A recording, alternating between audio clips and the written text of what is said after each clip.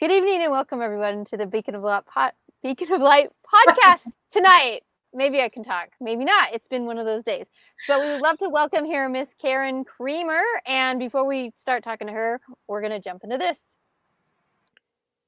I'm April Tribe Juke. Welcome to the Beacon of Light podcast. I believe we are all made with light, and light is hope. This podcast brings authors who write stories of hope to all of you.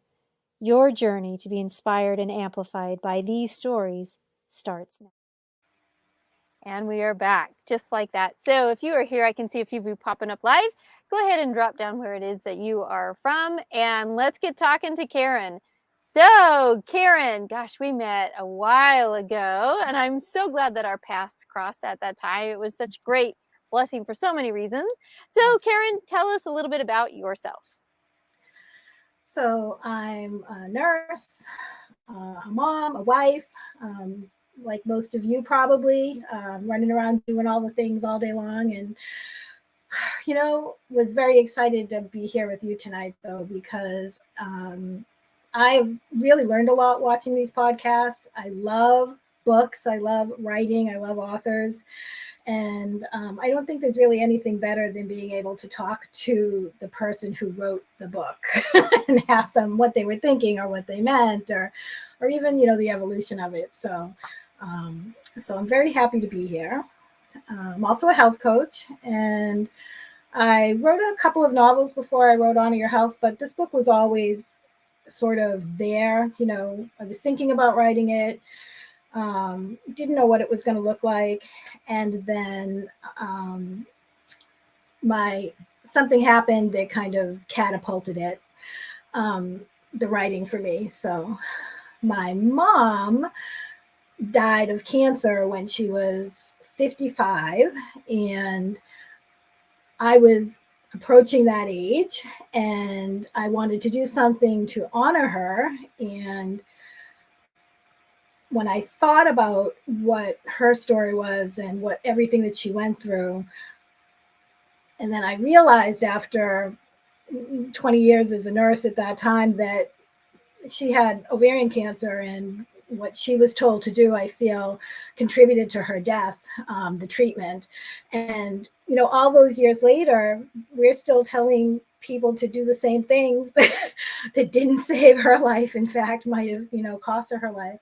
So I thought, what better way to honor my mother than to talk about what happened to her, just a little bit, and then just let people know that there's always options, often other than what they're told, that are out there for any diagnosis they may receive. So, and that if you honor yourself first and trust yourself and empower yourself to make the decisions rather than allow yourself to be told this is what we're going to do. It can be a scary process. Making unpopular medical decisions is a brave act. And so I thought I would like to support people in doing that. So that's sort of how it came about at that time that I finally wrote it. Oh, amazing. It is really interesting, especially when it strikes close to home, of what happens and questions and things that pop up. I know in our life we've had something very interesting. My mom has suffered through breast cancer, but I don't know if it's a but or whatever. she decided to do like a partial treatment where the surgery to remove the mass. Mm-hmm. And then after that, she says, nope, I want to do other things with my life and not be stuck here. I want to do other things. Mm-hmm. And so far, so good. This is not a recommendation of this or that. It's just interesting that she looked at her options and she felt like that's a way I can do it, but not with all of this. And to honor that health was fine. Right, exactly. And to even take that pause to look around and see what other options there might be, because anyone who's ever received a cancer diagnosis or knows someone who has knows that it is very fast. As soon as you're diagnosed, okay, you're going to see the radiologist, you're going to see the chemotherapist, we're going to get you scheduled for this.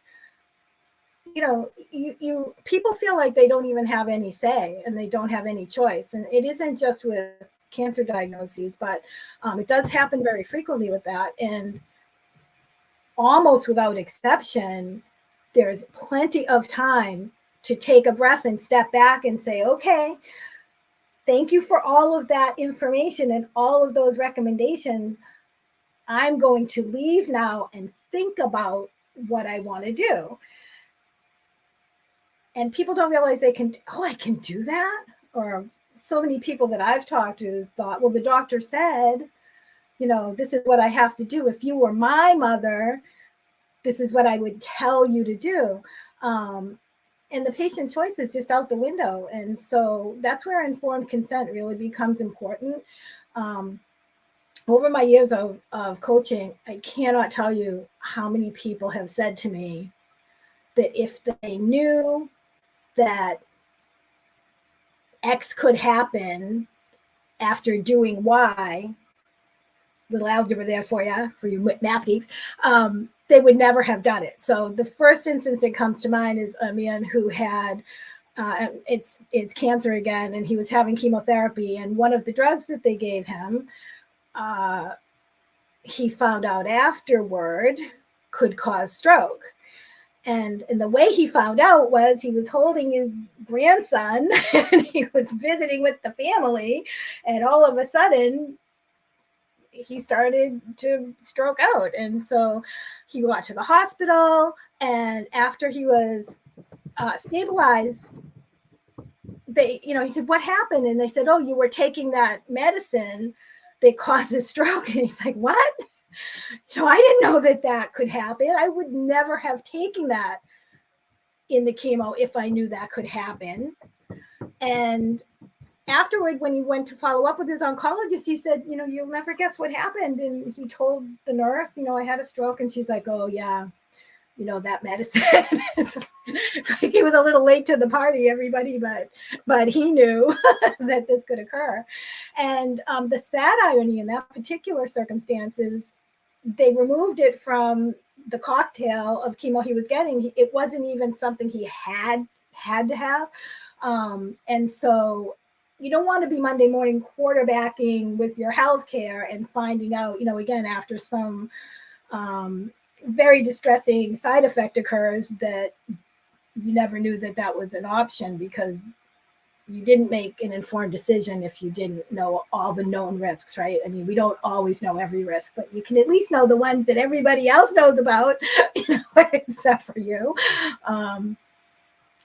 So it's really impactful to know that you do have some power over the choice, and the pause is really powerful, because I don't think that it is, I would say for the most part, these are options.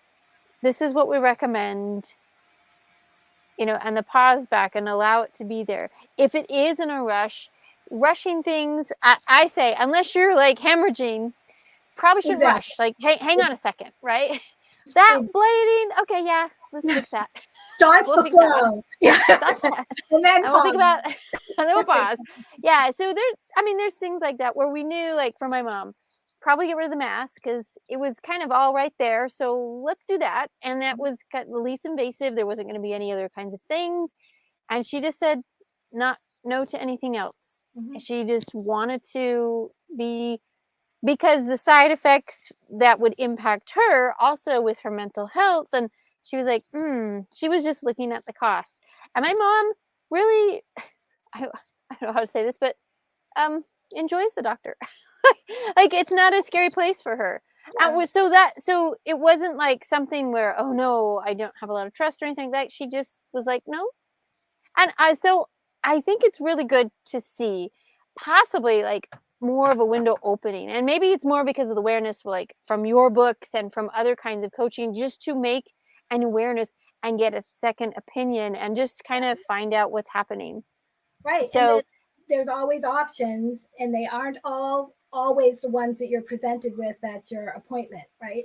So you're going to be told, so whatever the diagnosis is, you get a diagnosis, and then you're going to be offered a plan of care that is from that health professional's frame of reference.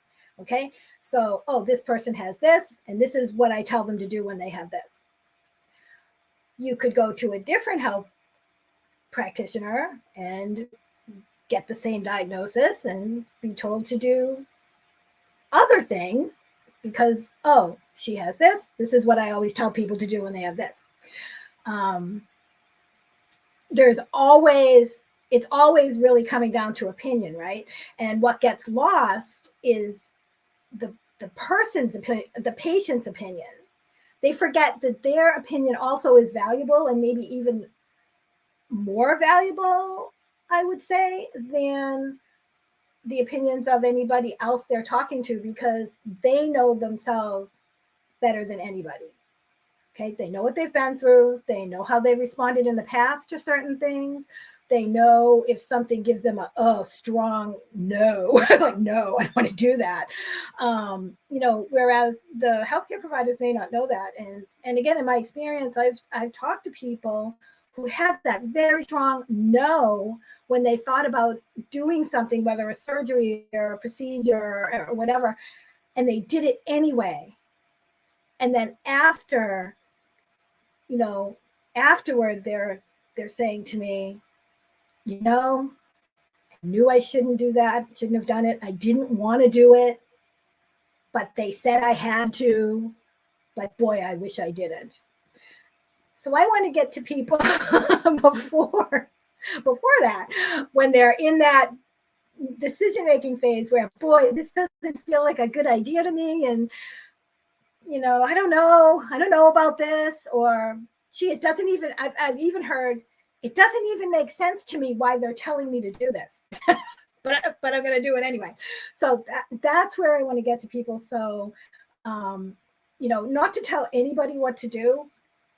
I don't want to be told what to do, but to help people who might not be aware that there are other options almost always, in addition to whatever ones they've been told about. And it's very important to really question everything, because if you're told, hey, take this medicine, you can say, oh, okay, and go take, or you can say, why? How might this help me? Like, what's the purpose? Why do you want me to take this? Also, how might it harm me? Because every medication has its positive effects and its known negative effects. And then there's that whole unknown area. Like, how is it going to affect you? So these are things that it really makes sense to consider ahead of time, because if you don't, people that don't can quickly wind up with a list of 16 medications that they're taking, and they don't know why they're taking any of them. They just know they don't ever feel good, ever. Yeah, a lot of complications that can happen within multiple types of medicines and what we can think has support. And it is a challenge, because, you hear this can help these things, but the impact could be here. And then this one will help this, but it's going to cancel out these two. So you're like, well, Right. Okay. It just can become really confusing. So really pausing and looking at things. And I think just that. It's not about a condemnation. It's not about I'm going to get you. It's just like, let me think. Okay, this was this information. This was this information. And what would be best for my situation, my circumstance, my body? And if I feel that strong, no. Yeah. Okay, then we're probably going to have to pass over that one. Again, I have another story about Mom. So my mom had a skiing accident when she was 13 years old, fractured her tibia, like horrible. So she's in a ski race and breaks her leg. They get the plate in there, the screws in there, the whole works, right? This was, 60 years ago. Wow. So anyway, she gets this small little infection kind of on the outside of her shin. And lo and behold, it's actually the tip of a bolt coming through, because, as you get older, muscle goes away and all that stuff. Anyway, the point is, it got infected. So the opinions were like, we got to get that out. And she looked and looked because she's like, wait a minute, that's 60 years of bone growth on there. I'm not really comfortable with that. But the idea was the infection it's in there and it's just not going away. And so, okay, fine. So she got an opinion where a surgeon was like, you know what? I think all we need to do is just kind of file down the little part Yep. and close it back up. And that's it. We can then see, oh, more infection or none. Right. When they got in, everything's fine, filed it down, sewed it up, all good. Again, waiting for the opinion, and I have to say I'm real proud of Mom for like thinking about things and not rushing, but like, okay, it seems kind of small, but it can still be terrifying because she remembers the pain of that break. She's like, well, I'm right, not doing that again. all of the trauma of that accident was still within, and then having to go revisit that. But boy, you got to really give her so much credit, because again, she took her time. What are my options? Let me talk to somebody else and see what they think my options are. And then she chose what felt like the right decision for her. And so, I mean, that's all you can do. Right? What more can you do? So that's really what I'm talking about. With my mother, she had a good relationship with her doctor too, but it was a paternalistic relationship, and he said do this and she said okay, and and to her detriment. So Yeah, really tough, really tough. So yeah. Karen, when you're doing your coaching and do you coach with the book in hand to help people understand kind of the pathway? So the way I've been using the book mostly is I've been writing and talking about tools that you can use to help feel better. Low cost tools, so holistic health measures that really puts control back in your hands. When you think about so many different health diagnoses, the symptoms, when you read the list of symptoms, a lot of them, they sound the same. So you could have any one of, say, 5 different disorders, but you're dealing with the same symptoms, no matter what that label is of what the condition is, right? So if you're dealing with stress, or you're dealing with fatigue, or you're dealing with back pain, or skin rash, or fever, there's so many things you can do at home to help yourself feel better. And that might just be until you can get in touch with your doctor on Monday, say, or just you already have a plan of care, but you're really still not feeling that great. What are some things you can do for yourself to help yourself feel better and to get better? So everybody knows, I'm sure, that stress makes everything worse. So if you have any kind of muscle pain, or really, say, back pain, if you're stressed out, all of your muscles tense up and it makes everything feel worse. So if you do simple things, get a heating pad, make a cup of tea, watch a Hallmark movie or whatever your equivalent is thereof. But do the self-care things that can really help sort of, I guess I want to say, help you know that you're in charge of your health, that even when you're following your plan, there's still going to be times maybe that you're feeling really sad, or something comes up and maybe you can deal with it on your own at home first and do something to feel better. For example, grief can feel really overpowering, very distressing. So I'll talk about it from the standpoint of losing a family member. And one of the things that I learned to do to help manage grief is to use a homeopathic remedy. It's called Ignatia. And homeopathic remedies, I probably have one right here, but they're very gentle. They're inexpensive, usually. They're easy to take. You don't have to be able to swallow even. You just put them under your tongue, for example, or there's all different ways to do it. But that's a gentle way that you can help yourself as you're going through grief. So not to suppress anything, but to help you move through it and feel less distressed as you're moving through it, I guess. So that's one example. One of the ways people can use my book is by seeing those kinds of things, ways that I've learned to help support health and wellness that don't cost very much, can really help a lot. You can do anytime, anywhere in some cases.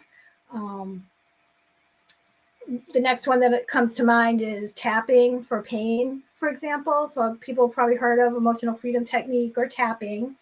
And literally use your hands. You always have them with you.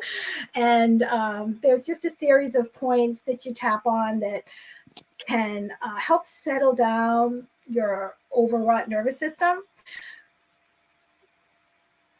Recently, so I'll stop for a minute and say that I want to tell people about things I've learned and I've used that have helped me and I have seen help other people, but not, again, to tell anybody what to do, so that they can say, oh, okay, I heard about this other healing modality and, it's interesting to me. I don't know that much about it, but I'm going to explore that because it got my attention. So probably for a reason, maybe it can help me. So with tapping, go ahead. Oh, no, go ahead. Well, I was just going to say with tapping. So I've known about tapping and have used it on occasion, right, for years.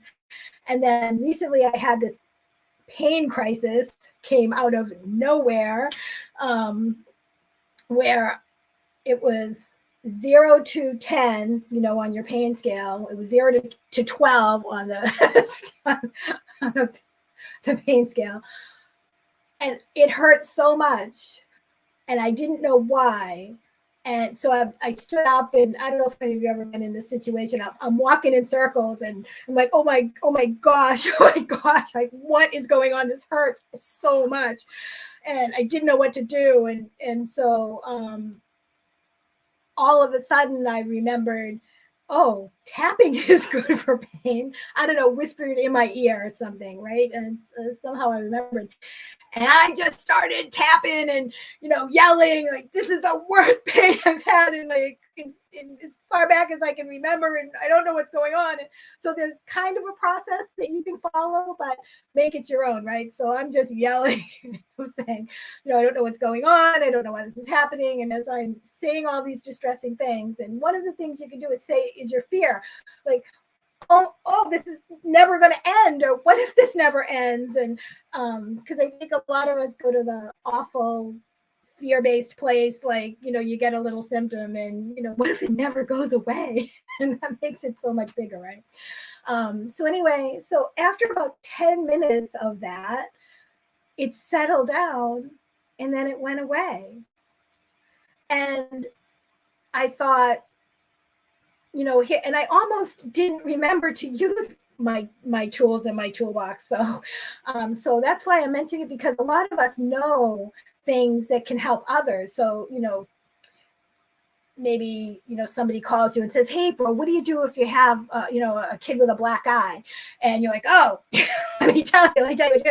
But when it's your child, all your thoughts escape, right? You can't think of anything. So, so it can be really helpful to, have something to just kind of flip to and say, okay, what are some of the healing methods that I have access to, don't cost much. Maybe I have them already and I can do something right now to help myself feel better or help my child feel better. And, you don't have to call and make an appointment and wait 3 months to see somebody to talk about what your symptom is. Okay. So, so this is a way that people can, empower themselves. And I know that word's overused a lot lately, but it really is a way to sort of, take some control back and think, well, what can I do first that might help so I can feel better? And then I can go from there. Right. And yes. I think so, that the giving the control. So we're in a very vulnerable spot when we're in pain, when we need to see the doctor. I mean, that's usually why we go to see the doctor. generally. And so when you're in that place, you are very vulnerable, and you were giving, this opportunity for them to give you information, but it also feels like it's almost like transactional, like an exchange, right? So I gave you all of this information, and they're going to give this back, and it feels sometimes it can feel out of your control. Yeah. So you can use that pause method to control and to try and get things back, because really the opinion of others is really interesting, but to trust yourself first, that's really important, because you probably know that no feeling, and if you've had that, follow that. There are choices that you can make, there are things you can do, and honoring the health is something that like you said, is a brave thing to do. It's something that I think really helps. I even think helps the medical field as well, because they're not so fast to do all of these kinds of things, to jump here, to jump there. So, can I help you, mister? I'm on a call. No, We have company. I have company. do some burgers. I want to go to Burger King. Who wants to go to Burger King? Well, let me finish talking to Karen, okay? Well, like I can unleash. Can I unleash? He won a Super Husky, and so he gets a little award, and it's one of those free ice cream cones at Burger King. I So know you're not the bad That sounds Karen. like a You're the treat. good Karen. okay, I'll Oh, I'm pass. the good Karen. You're the good Karen. I certainly hope so. You I'm never voting know. for that. I hope so. Yeah. You never know what you're gonna get. So anyway, with that little bit of wisdom, I'll speak about him. Yeah. So we went to the doctor. Lot of pain. And for myself, with my kids, touch is a big deal. I'm always massaging, scratching back, that kind of stuff, and it gets them relaxed, gets them calmed down. We're able to do a lot. Well, with this kiddo, he always has leg pain, especially at night, and we just call him the growing pains, and so always rubbing, massaging, and then he feels better and he goes to sleep. Well, this particular night, it was not happening, and pretty soon, as soon as I would touch the leg, it was like sending him to the moon. I'm like, okay, maybe we should go check this. Long story short, he had shingles. Whoa. Okay, so that touch in the area was actually hurting worse. Well, sometimes you just don't know.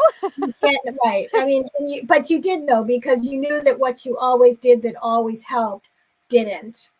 So something had changed. Like, something a little different there. But you have to try and seek, and when you trust yourself and trust your gut and know, I think this is really important, to have that communication together and to understand, and to not like numb out of what it is I'm feeling or what it is I'm scared about, but to really, embrace it, take the pause, look for it, and take the control back. That really is honoring, because this is your gift. Some people say it is the temple that you live in. It is your body. It's your one and only. You can name it however you want. It is your health. And without your health, life, nothing else works. Doesn't really happen. Yeah, nothing really else happens. So Karen, where can we pick up a copy of your book? So you can go to my website, KarenKreamer.com, on the books tab. We'll have some links there, and also Amazon.com, or anywhere you buy books, Barnes & Noble, any place. So if you don't see it, ask. They can order it. Yes, make sure you ask to order it. And can they contact you for a signed copy? Absolutely. And that's on my website, the books tab, and there's instructions that you can click if you want a signed copy, and I'd be thrilled to send them out. Awesome. And so with that, you were talking about coaching. So on that same website, is that something like if I have questions, I could get a hold of you? Do you do like a group coaching situation, or is it one-to-one, or just depends? Yep. So there's a link on the website to contact me for maybe a half-hour consult, depending on what it is you're dealing with. And so you could reach me that way.